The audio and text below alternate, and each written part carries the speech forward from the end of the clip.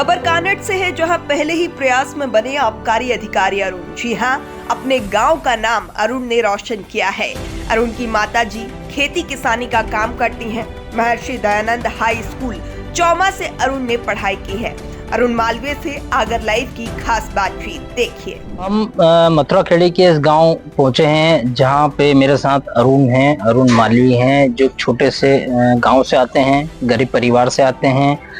पिता जो है शासकीय नौकरी में कार्यरत है, माँ गृहिणी हैं और खेती बाड़ी देखते हैं। इस समय अरुण जो हमारे पास बैठे हुए हैं, इन्होंने MPPSC एग्जाम में फाइट कर एक आबकारी अधिकारी के पद पर अभी चयन हुआ है। हम इनसे पहले जानकारी लेते हैं कि किस तरह से इन्होंने MPPSC की तैयारी की, प्रारंभिक परीक्षा इन्होंने कहाँ से हासिल की, ये सारी जानकारी हम लेते हैं। आप इसी निवास मथुरा खेड़ी से ही हैं जी, है ना? आपकी एज कितनी होगी? अभी वर्तमान में मैं 24 साल का हूँ। 2001 का मेरा जन्म है और अभी मैं 24 साल का हूँ। आपकी प्रारंभिक परीक्षा कौन से विद्यालय से की और कहाँ तक पढ़े आप? मैंने अपनी प्रारंभिक शिक्षा महर्षि दयानंद हाई स्कूल चौमा से की है, जो कि मेरे घर के पास में ही है।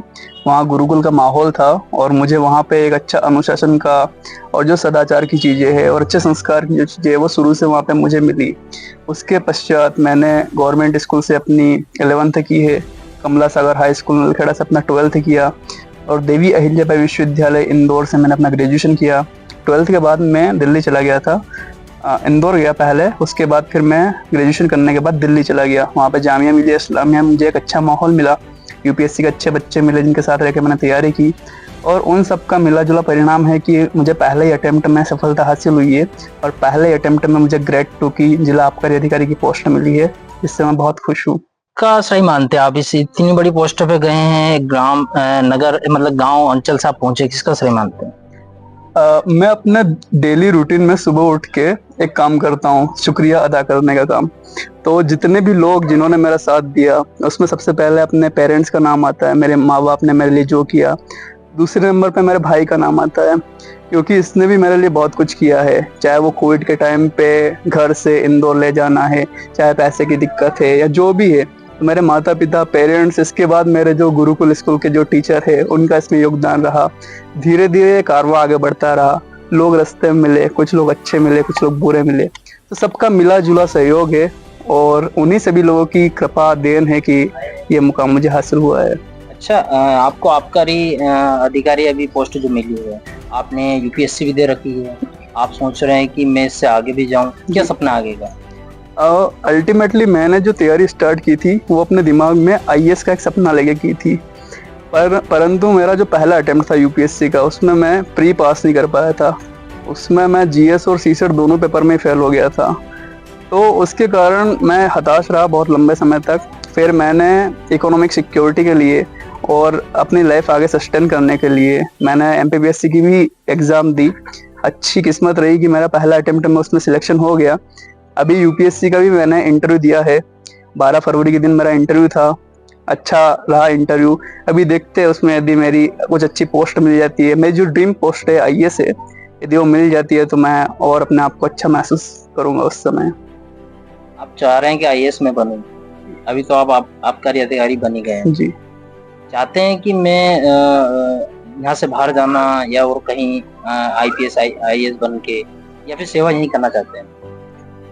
अल्टीमेटली पर्पस ये होता है कि आपको सेवा करना है, वो आप मध्य प्रदेश में रहे, कहीं भी रहे, क्योंकि हम इंडिया में जब रहते हैं तो हम यूनिटी की बात करते हैं। हमारे कॉन्स्टिट्यूशन का आर्टिकल 1 जो है वो पूरे इंडिया की बात करता है। तो हम कहीं भी रहे, वहाँ जाके अपनी सर्विस दे, अपना काम ईमानदारी से करे, वो ज़्यादा बेटर है। मैं कोशिश करूँगा कि मैं मध्य प्रदेश में भी रहूँ, क्योंकि मैं इस समाज से अवगत हूँ। यहाँ का समाज कैसा सोचता है, किस तरीके से क्रियाविधि करता है, तो वो मैं बेटर तरीके से डील कर पाता हूँ। तो मैं चाहूँगा कि मुझे मध्य प्रदेश मिले। बाकी यदि मुझे कोई और स्टेट भी मिलता है तो मैं वहाँ भी उतनी ही तत्परता से काम करूँगा। जी, तो ये अरुण थे, इन्होंने पूरी जो जानकारी हमको बताई, किस तरह से इन्होंने कंपटीशन एग्जाम की तैयारी की है, UPSC MPPSC तमाम जो जानकारी है वो उन्होंने ली है और आज जो इस मुकाम पर पहुंचे हैं, ये कहीं ना कहीं माता पिता की जो श्रेय है उससे आता है। और इन्होंने बताया कि मेरा जो ब्रदर है, मुझे बड़े भाई हैं, जी, बड़े भाई। कुछ श्रेय इनको जाता है कि कोविड के समय इनको लेके गए हैं, कोविड के समय इनको पढ़ाई में हेल्प की है। जो तमाम चीजें जो हैं कहीं न कहीं इनके जीवन में उतर के आई और इससे इन्होंने ये मुकाम पाया हो।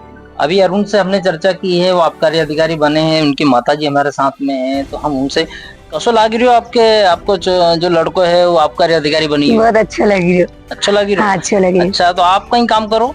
वो फूल माला बनाओ ना, खेती संभालो।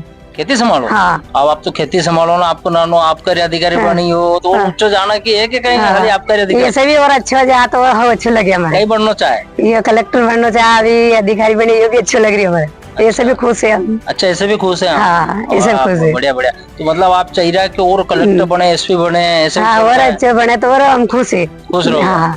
देखो ये हमारे मालवी की भाषा में गाना हो लगी रो, मम्मी बोल रही है उनकी बहुत अच्छा लग रहा है, मतलब कुल मिला के कि खेती बाड़ी भी करते हैं, फूल का भी इनका कारोबार है, माला भी ये बना के बेचते हैं। देखिए एक गृहिणी है इसके बाद भी, और बेटे के प्रति कितनी खुशी है उनकी कि उनका बेटा एक आबकारी अधिकारी बना और कलेक्टर और एसपी बनने की बात वो कह रही है, तो उनको भी कहीं ना कहीं अच्छी खुशी का माहौल हो रहा है। उनके पिताजी से भी हमारी बात हुई है, उन्होंने बोला है कि मेरा बेटा जो आबकारी अधिकारी बना है तो वो कहीं ना कहीं कलेक्टर एसपी बन के मेरे घर आए और गाँव का नाम रोशन करे।